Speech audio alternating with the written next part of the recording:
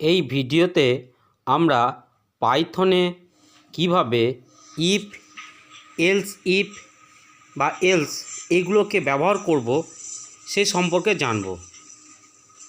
Programme যখন করব আমি কিন্তু দু একটা ছোট ভুল টাইপ করব, তাহলে কি হবে, আমরা যখন প্রোগ্রামগুলো পরবর্তী সময় করব সেই ভুলগুলো যাতে আমরা রেকটিফিকেশন বা সংশোধন করতে পারি বা ধরতে পারি, সেটার আমরা কাজটা করব, শিখে যাব। তাহলে তো প্রথমে আমি একটা ভেরিয়েবল ধরে নিচ্ছি, এখানে একটা মার্কসের আমি ভেরিয়েবল ধরছি মার্কস।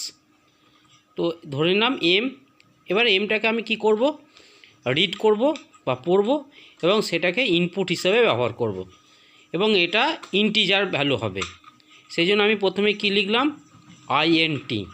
ইন্টিজার লিখলাম। এবার ইনপুট ভ্যালু দেবো, ইনপুট কথাটা লিখলাম, এটা আমরা আগে ভিডিওতে আমরা শিখেছি। এবার আমি এখানে একটা ছোট্ট মেসেজ দিচ্ছি যে এন্টার মার্কস, এখানে দিয়ে দিলাম। এটা আমার প্রথমে আউটপুট স্ক্রিনে প্রথমে মেসেজটা আসবে। এবার আমরা ইফ কন্ডিশনটা ব্যবহার করব। ইফ দিয়ে দিলাম, if marks greater than equal to 30, এইটা আমরা একটা ক্রাইটেরিয়া ধরলাম। তো এইটাকে যদি আমরা ধরি প্রিন্ট পাস, অর্থাৎ 30 পেলে সে পাস করবে, এরকম একটা আমি যদি চেক করতে চাইছি, তাহলে প্রথমে ফাইলটাকে আমি এবার সেভ করে নিলাম। সেভের পদ্ধতি আমরা প্রত্যেকেই জানি। সেভ করে নিলাম, সেভ করে নেওয়ার পর এবার রান করব। রান যখন করছি এখানে কিন্তু একটা ছোট্ট এরর দেখাবে। কি এরর? তো আমরা এররটা এখানে দেখব যে আমরা এখানে যে মেসেজটা দিয়ে দিচ্ছে, এখানে কিন্তু আমরা এররটা আমাদের ঠিক করতে হবে। এররটা হচ্ছে যে এই যে M greater than less than equal to 30, এখানে পর কিন্তু কোলন দিতে হবে। তো কোলন দেওয়ার পর এখানে আবার ফাইলটা কিন্তু সেভ করতে হবে। দ্বিতীয় ভুল হচ্ছে এই যে প্রিন্ট, এইটা কিন্তু খুব খুব খুব একদম খুব ভালোভাবে আমাদের কিন্তু লক্ষ্য রাখতে হবে।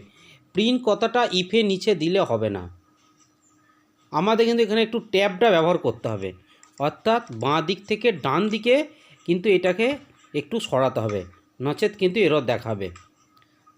নচেত কিন্তু আরেকবার বললাম যে প্রিন্ট কথাটা যদি আমরা যদি না একটু ডান দিকে সরাই তাহলে কিন্তু আমাদের এরর দেখাবে।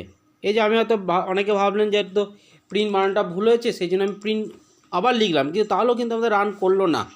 এবার আমি একটু সরিয়ে দিলাম, একটা স্পেস দিলাম। এবার যদি রান করি তাহলে কিন্তু রান হয়ে যাবে, আমাদের কিন্তু এবার রান হয়ে যাবে। রান করছি, রান করার সময় এই যে এসে গেছে। তাহলে এখানে কি দিলাম, এন্টার মার্কস, আমাকে মার্কস দিতে বলেছে, আমি 30 নম্বর দিলাম, তাহলে আমার 5 মার্ক হয়ে গেল, অর্থাৎ 30-এ পেলে আমার পাস হবে। এটা কিন্তু আমাদের প্রথম কন্ডিশন, সেই জন্য কিন্তু আমরা শুধুমাত্র ইফটা ব্যবহার করেছি।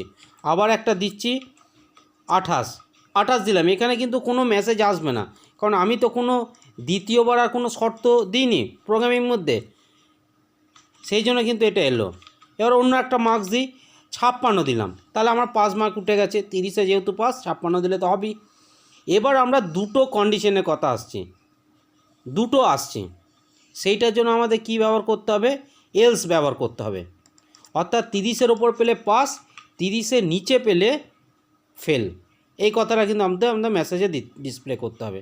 তাহলে কিভাবে করব আমরা, এখানে কিন্তু এরপর আমাদের এলসটাও কিন্তু ব্যবহার করতে হবে। এলসটা যদি আমরা ব্যবহার করি তাহলে কিন্তু আমাদের আর কোনো সমস্যা থাকবে না। অর্থাৎ 28, 30 এইগুলো যদি আমরা ব্যবহার করি, 30 হবে না, 28, 29, 22 এগুলো ব্যবহার করি, এখানে কিন্তু ভালো করে লক্ষ্য রাখতে হবে। এলসের পর কিন্তু কোলন দিতে হবে, কিন্তু সেমিকোলন নয়, কোলন দিতে হবে। এবার আমি প্রিন্ট করছি, দেখুন আমি প্রিন্টটা কিন্তু একটু স্পেস দিয়ে লিখেছি, তবে কিন্তু আমাদের প্রোগ্রাম কিন্তু রান করবে।